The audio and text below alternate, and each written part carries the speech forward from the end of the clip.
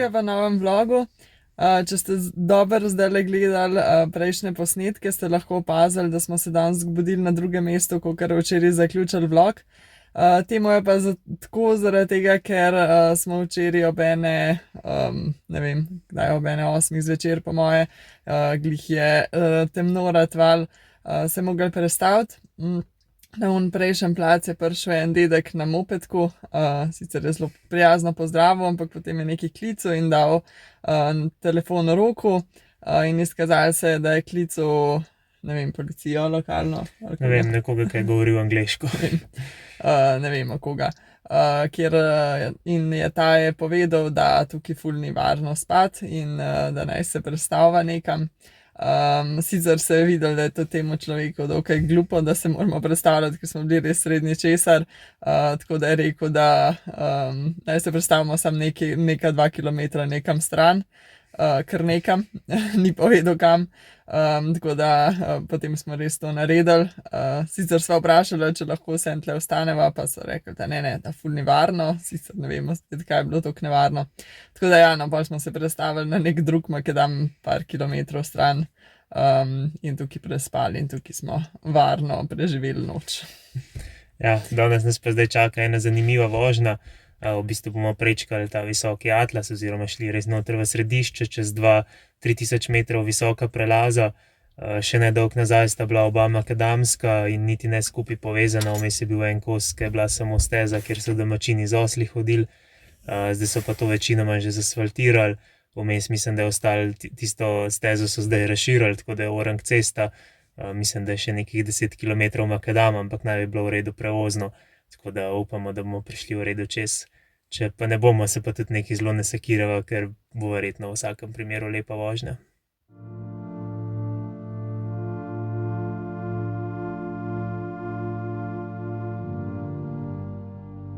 Atlas je mlado nagubano gorovje, znano po svoji impresivni lepoti in kulturni pomembnosti. Razteza se skozi več regij, vključno z visokim, srednjim in anti-atlasom. Visoki Atlas je najbolj znan in najvišji del tega gorovja s številnimi vrhovi, ki presegajo 4000 metrov nadmorske višine.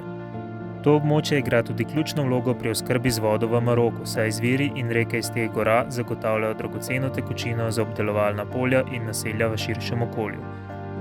Poleg naravnih lepot pa v tem gorovju lahko opazujemo tudi številne vasi, kjer prebivajo berberske skupnosti, ki ohranjajo svojo edinstveno kulturo in tradicijo.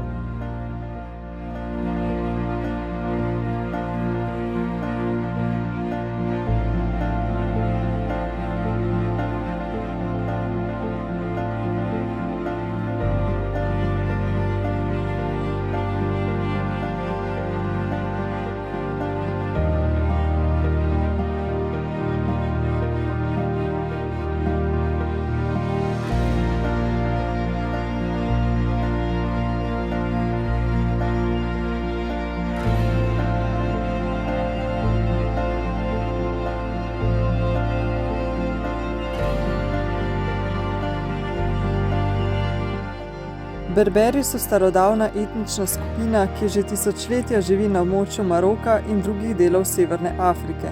So eden izmed avtohtonih narodov te regije. Njihov jezik je tamazikt, v različnih delih Maroka pa obstaja več različnih narečij tega jezika. Znani so tudi po svoji edinstveni umetnosti in obrti, kot so tkalstvo, izdelava keramike ter tradicionalnih noš. Kljub temu, da so Berberi avtohtoni prebivalci Maroka, si to območje delijo z Arabci, ki so sem prišli kasneje, zlasti v času arabskega osvajanja v 7. in 8. stoletju. Vendar pa ti dve etnični skupnosti nista izolirani druga od druge, pač pa sta se tekom zgodovine prepletali, se poročali in med seboj trgovali, kar je pripeljalo do kulturne izmenjave in tesnih povezav med obema skupinama. Dandanes so številni Berberi dvojezični, saj poleg svojega jezika govorijo tudi arabsko.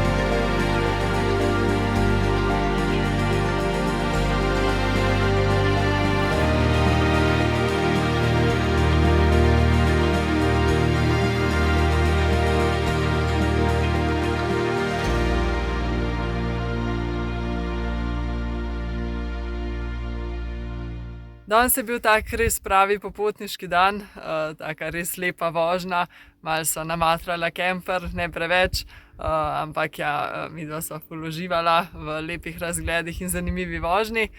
Šla sva čez 2 prelaza, en je bil visok 3005 metrov, ta drug pa mislim, da nekje 2900, ni bilo tablet, tako da ne vem čisto točno, ampak po 3000. In ja, imela sva malo tudi tako adrenalinskih doživetij danes. Prvi je bil, da sem jaz glih malo pred vrhom prelaza prvim hotela iti ven slikati, tako da sva ustavila. In potem, ko sem prišla nazaj not, nisem mogla več speljati, zato ker se je pregrel motor in posledično tudi sklopka in je ratala kar zelo mehka. Ampak se nam je to zgodilo enkrat že v Armeniji, tako da sva vedela, da ni nekaj ekstra hudega. Odprla sva havbo, prižgala gretje na ful in pač počakala 10 minut, da se je motor malo ohladil. Potem se je tudi ta sklopka bolj trda ratala, normalna spet nazaj, tako da sva lahko komot naprej speljala in dosegla več kot 3000 metrov.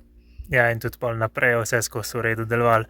Pa tudi motor se ni zdaj ni zakuhal, tako da ni nobene škode, ker sva ta prav čas se ustavila. Ja, pa tudi skozi sva temperaturo spremljala. Ja. Pol na drugem prelazu je pa v bistvu, to je ta del, kjer je makadam, 10 km je take dokaj dobro utrjene ceste, kar nekaj serpentin, vse so šle čisto v redu, razen predzadnja je bila malo taka zoprna, ker je bila kar zelo strma in zelo luknasta. Tako da, ko sem gor peljal, je nisem mogel tako hiter, malo smo poskakali in sva zgubila hitrost, tako da sva se mogla glih sva še zvozila serpentino in sva se mogla ustaviti. Ampak ja, pol je bilo tam toliko strmo, da je bilo zelo speljati, v bistvu nama ni glih dobro ratal, ni šlo, pač v bistvu ni bilo dovolj močino, da bi v tako hudem klancu speljala. Ampak pol sva dala sirčke na zadnje, sirčke, to so te za gozde, ja, mi dvema rečeva sirčki, tista sva pol dala pod zadnja kolesa, tako da sva malo gor zapeljala, da sva imela malo klančince za naprej, pa še glih se en ustavil, ki je glih za nama prišel, tako da je pol Nastja pa ta gospod, ki je peljal, sta še porinila, oni sirčki so pomagali in smo pol dosegli vrh tudi tega drugega prelaza. Tako da ja, res je bila fina vožnja, ni bilo preveč grozno, je bilo pa malo drugače kot ponavadi. Ja, zdaj smo prišli sicer na nek ful lep plac, ampak se nama res ne da več naprej iskati. Bili smo vse skupaj 7 ur v kemperju danes in se vozili, tako da je bil kar dolg dan. Se nama pa zdi vsem ful luksus, ker se je danes glih slučajno tako poklapali, da noben od naju nima dela, tako da nisva skozi gledala na uro, sva bila veliko bolj sproščena in tudi zdajle bova lepo odprla pivo in uživala in obujala spomine na današnji dan. Ja, res, pravi luksus.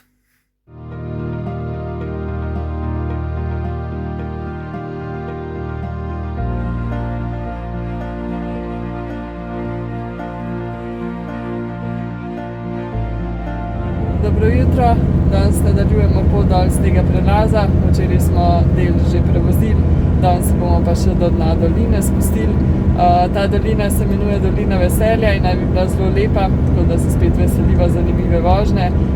Koliko daleč bomo pa danes prišli, bomo pa še videli, koliko se nam bo dalo.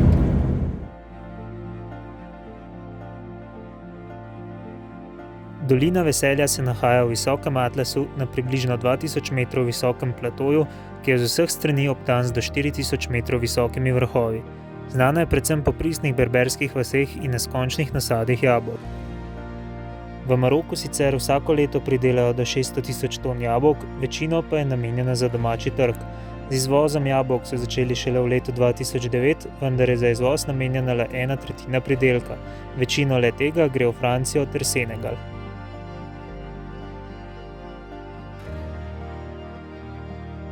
Tale kamion z jabolki je tukaj parkiral sred ceste, dal je še kajlo pod gumo in šel nekam, tako da zdaj tle čakamo v koloni že nekaj časa, pa vprašanje še, koliko časa bomo.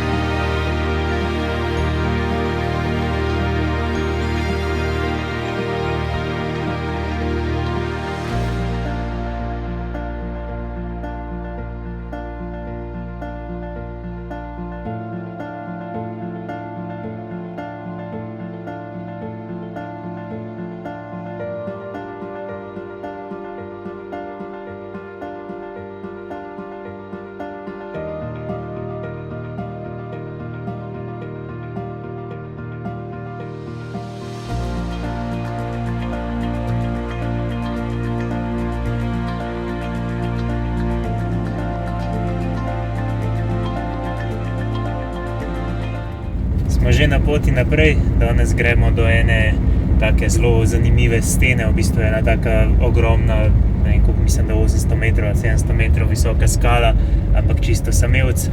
V bistvu ne gremo toliko zaradi te stene, ampak tam naj bi bila ena taka lepa rečna dolina, kjer naj bi se najdel tudi lepi prostori za kampirati, tako da upamo, da bomo najdel kaj lepega, da tudi kakšen dan več ostanemo. Je sicer do tja cesta pa je nekaj še makadamska, ampak ne je bila v redu prevozna, tako da bomo videli, upamo, da bo.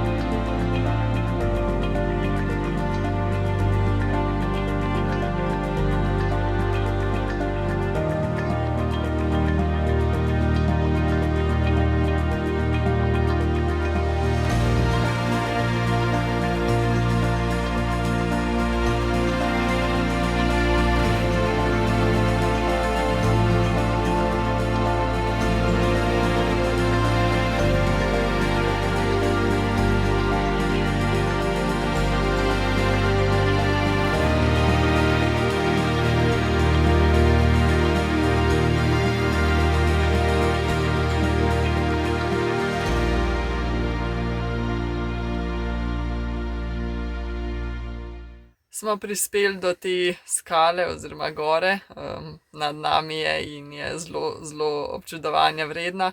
Pa najdeli smo tudi en zelo lep prostor ob reki, tako da se zna zgoditi, da znamo malo tle zdaj zaglaviti, ker je res lepo. No. Edino vprašanje, no, kakšno bo vreme, tako da bomo videli. Ja, pot do sem je bila na koncu ene dobrih 20 km makadama, ampak je bilo skozi dober utrjen, tako da nismo imeli nobenih težav. Je bila boljša kot zadnjič čez prelaz, sem pač dosti počasi šlo, mislim, da smo za teh dobrih 20 km rabili 2 uri. Ampak ja, je pa bilo vse v redu, tudi sklopka je bila super, tako da so čist zadovoljna, da smo srečno prispeli sem. Je pa to za ta vlog, pa se vidimo v naslednjem. Dio.